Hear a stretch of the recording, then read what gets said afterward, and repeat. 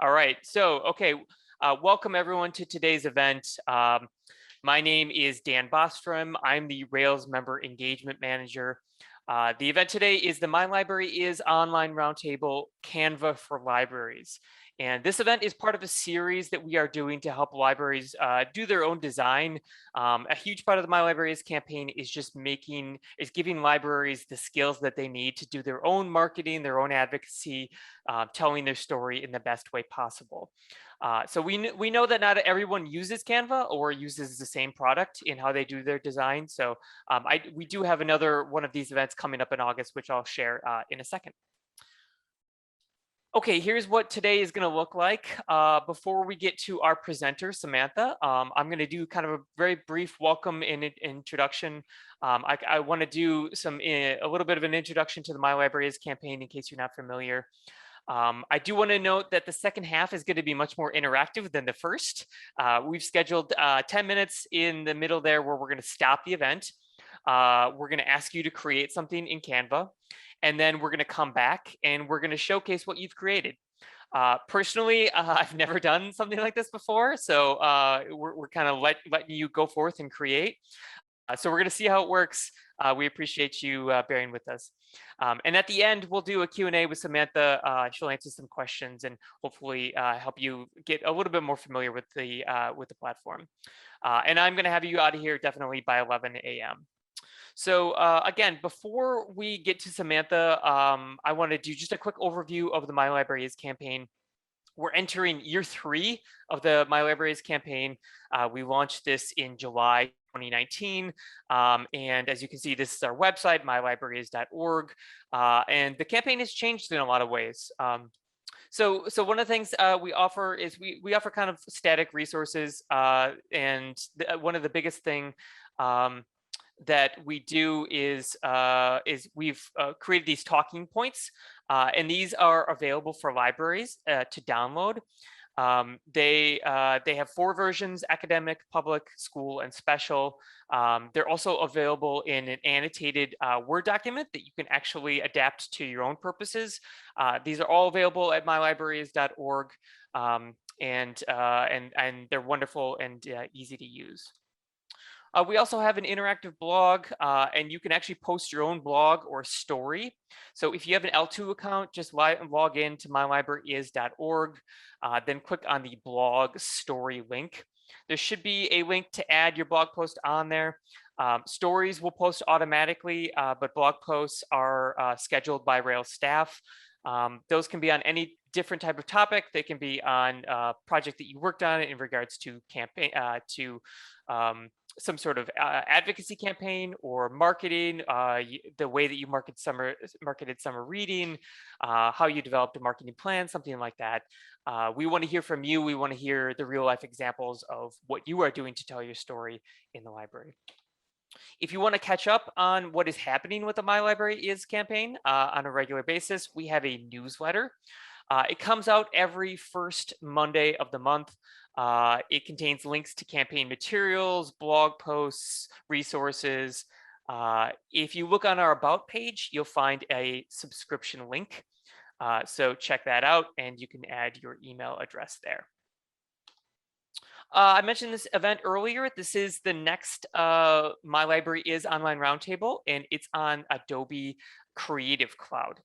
This time we have Jennifer Amling from the Mount Prospect Public Library, and she's going to walk us through everything that Creative Cloud has to offer. This event is free, and anyone in Illinois can register. It's on L2, so look for it there. We will follow a very similar format to this event, but we probably won't do as much kind of creating as Canva, just because Canva's a little bit easier to access. You don't have to have a paid account like you do with Adobe. So just a note, beyond Canva and Adobe, we do know that other people are using other products. If you are and you'd like to see another roundtable on that tool, let me know. Contact me. I'll put my email into the chat. You can reach out to me. We would love to do more of these and give people more options for how they do their own design. Okay, so before I turn this over to Samantha, I just want to say thank you to the My Library Is advisory team. This entire series of events was their idea. They came up with the concept. I think it's a really great direction for the campaign, and I want to thank all of them for helping out. So without further ado, Samantha, I am going to stop sharing, and you will be able to share your screen. You ready? Okay, I will go ahead and share my screen here. I'm going to leave my video off for now just so everything doesn't run with a lag, but during question and answer later, I'll turn that back on. All right, does everything look okay? Looks great. All right. So my name is Samantha Rusk, and I'm the business manager at the Vespasian Warner Public Library District. We are located in the city of Clinton. We have a population of just over 7,000 here in the city, but we serve a variety of outlying areas. So our total patron population is just over 12,000, just to give you a general overview of the duties and tasks that I work with on a regular basis. My background is in marketing and public administration, and I've been in this position for just over 3 years.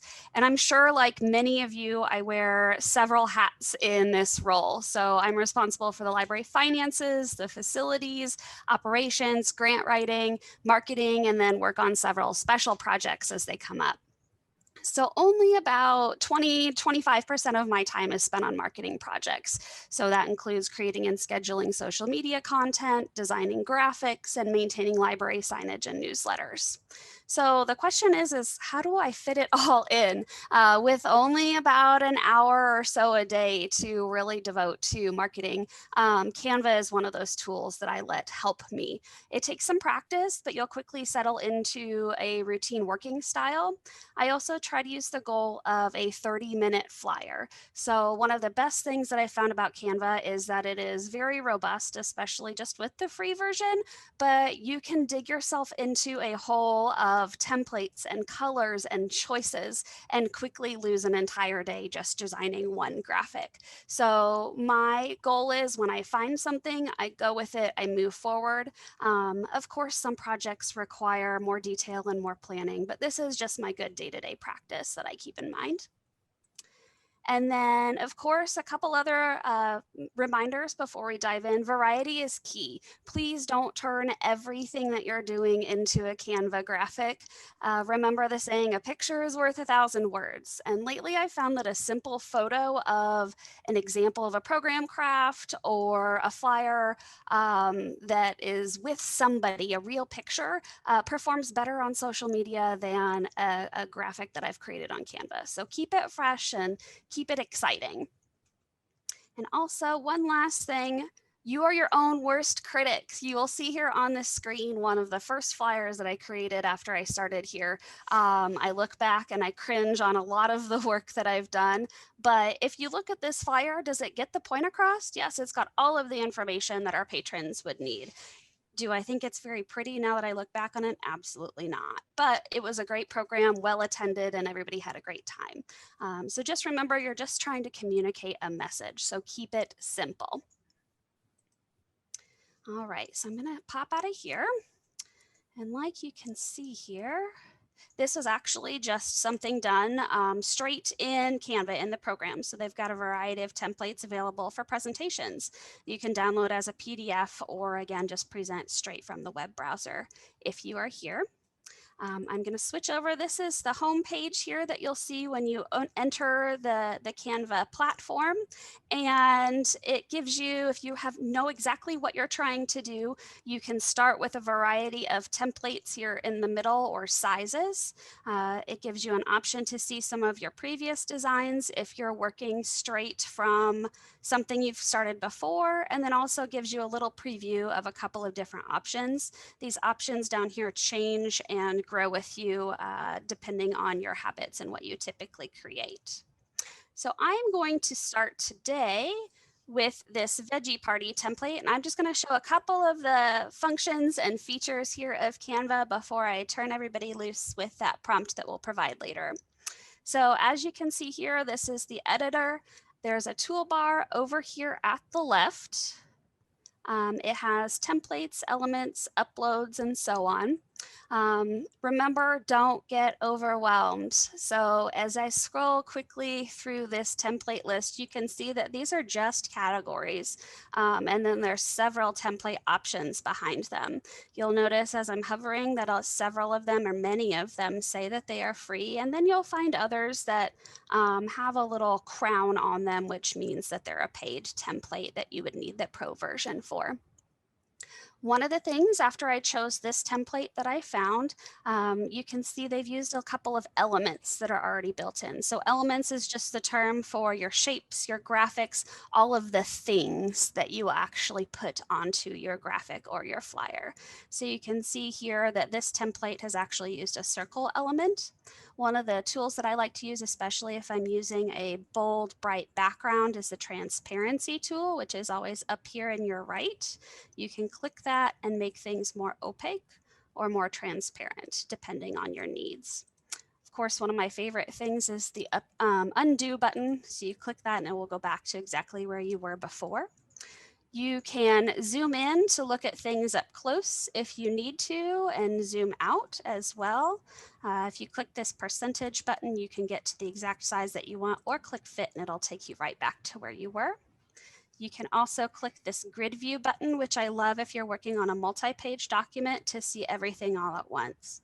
So here you can actually see that this is the template number 1 that I started with, and we turn this into a graphic for our garden table, which we just invite our local gardeners in to share their surplus fruits and veggies with the community. So just needed something that stood out and explained what we were doing. So that's what I did with this veggie party template. I'm going to switch gears here and close this out. And we're going to open this art flyer. So this one I'll provide a word of caution before I really get started is remember when I said keep it simple, that's the key here. So what I did with this flyer is this is an art showcase and I turned it into a self-awareness training and self-defense for adults. Looking back, this is one of those flyers that I cringe on. I absolutely love the colors and the boldness of it, but it's super busy to look at. I don't really know where my eye needs to go. But that's a different training for a different day. But a couple of the highlights that this flyer shows are alignment guides.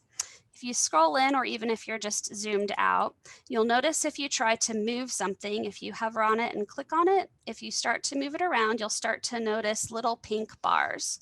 A solid pink bar means it's centered in the actual document, and a dotted pink bar means it's centered or aligned with something else inside that document. So for something like this, where there's a variety of spacing issues going on, using those alignment guides is important. And then colors. Of course, the best way to make something your own is to change the color, change the style of it.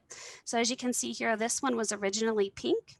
If you click on an object, you'll get some colors up here that are included in that image. And all you do is click on it, and I chose to change these to black. This is a 2-parter image, so I'll change both of those. And then as you can see, it matches the design down below. You can also, of course, do custom colors and change things around if you like. Another option, if you're not sure about colors and what things are complementary or look good together, the great option here is styles. If you click on the styles button over here on the side, it will automatically pop up some great color combinations that you can use to make things your own. It also suggests font patterns and pairs that go well together. And all you have to do is click on them and it will change the entire look of your flyer for you. And if you click on them multiple times, it will shuffle that color family together. One other quick highlight that I'll show, if I can get that to pop up here, is Coolors.com, which I'll just give a quick second on this because, of course, we want to focus on Canva today. But this is like colors, but with an extra O in it. Coolors.co is a great way to look at color palettes. This is the color that we use from our logo that we have dubbed Vespasian blue. But I wanted to find some different complementary colors or monochromatic colors with that. Along with that, it'll give you other example palettes. And then if you use this color picker here, We'll give you any color that you can choose, and then we'll give you all of the conversion codes. So if you're working in Publisher and need the RGB colors to fold it into a Microsoft product, you can. It'll give you all of the different variations of that color so you know things that work well together, all of the harmonies. And then I also really like that it has a blindness simulator. So you can see how that color that you might be using would be perceived by someone who is colorblind. So that's a great accessibility tool that you can use as well. But of course, jumping back to Canva, because that's what we want to focus on, and I want to give you as much time as possible to play with this today. I've got one other example that I wanted to show you here. And this one uses photos in grids. So a great option is to use a grid under elements again. So this is a thing, so it is an element. All the way down at the bottom, you've got charts, frames, and then you have grids, which essentially is just a frame for multiple photos to go together in a collage. So I use this collage to add photos of some door restoration that we did on our original 1908 building, added a little text box and added our logo and had a quick little graphic to share on social media. You can use photos straight from Canva. You can search for photos here. Many of them are free, but quite often they do have a paywall associated with them. There is an option to look at Pexels and Pixabay, which are integrated straight into Canva, so you don't actually have to leave Canva to find the pictures that you want. You just click on the Pexels tool and say, I want to look for a library photo, and all of those will pop up for you there. And I did just see a comment. Yes, Canva is free for public libraries, and I'll show that pro option here in just a moment as well. But what I did for this is I uploaded my own photos. If you go to Uploads, here you can upload your own media just like you would load in a photo to any program. Here I've got a couple of photos of birds from a grab and go project we did last summer. So you just click it and drag it over to where you want it to go. You can edit them with different filters. You can crop them so they're different shapes or aligned differently. The sky is the limit. So it's just a matter of playing with what it is and just trying things out until you really get the handle of what you want to do and what you want your style to be. So I'm going to pop over for just a moment. So that's the general gist of Canva, and I'll be happy to answer any questions as we move forward here in just a little while. But I will open, we use a pro subscription. Here at our library, we currently, I believe, are paying for the subscription. I've heard mixed reviews as to whether or not libraries qualify for free. I know several have gotten it for free by submitting their information. Others have said they've had issues unless they're 501c3. Otherwise, I believe it's $10 a month if you pay it annually for the features. It's great for us. It works for us, but it's something to talk about with your own library staff. But just a couple of quick highlights for the pro templates and things that you can do. You noticed here on the home screen, you can see kind of the watermark in the back. And of course, because we're a pro, it's not watermarked when you actually go to print it. This is just a quick little graphic that we did to go with a children's display upstairs on our children's floor. You can also, some of my favorite things to do, there's a background remover tool that is in that pro subscription. So this is one of our partners and we wanted to get rid of the background with their permission. And you can do that just by clicking effects, and then there's a background remover. It takes a few seconds to process, so I won't worry about doing that today, but then there's the result. And of course, there's a variety of other things you can do as well. My favorite thing in the pro subscription as opposed to the free is resize. This is currently an 8.5 by 11 image, and if I wanted to turn it into a Facebook cover, you just click on it, resize, and it automatically kind of stretches everything for you. So then all you have to do is adjust what you want to adjust. So those are a few things that I like to use Canva for. We also use it for our newsletters, for our reading paths, for summer reading, and a variety of other things as well. Of course, what I've shown today doesn't even scratch the surface. If you want to learn more, there is a great tutorial on the homepage of Canva under Learn. Goes anywhere from just getting started with Canva all the way through actual graphic design basics and branding. So I suggest you look at those for tutorials to improve your design skills and just watch yourself grow. And so as promised, we are going to have an interactive component today. So I'll go ahead and pass the control back over to Dan for the next portion of the event. Awesome. Thank you, Samantha. That was a great overview.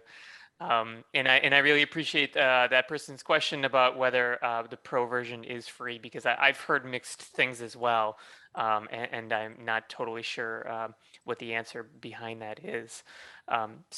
Okay, so as I mentioned, we did Samantha's presentation, and now we are going to get to kind of our sandbox um, side of things. So we've created a prompt for you, and this is just to kind of get you thinking about what the type of things you would design would be. So we've created a little bit of a challenge here. The prompt says, your library has won Community Organization of the Year in your town. Create a graphic that celebrates your award and shows off your Canva skills. So what we want to do is we want to give you 10 minutes. So I'm looking at my we'll give you, I'm going to give you 12. I'm going to expand it to 12 minutes.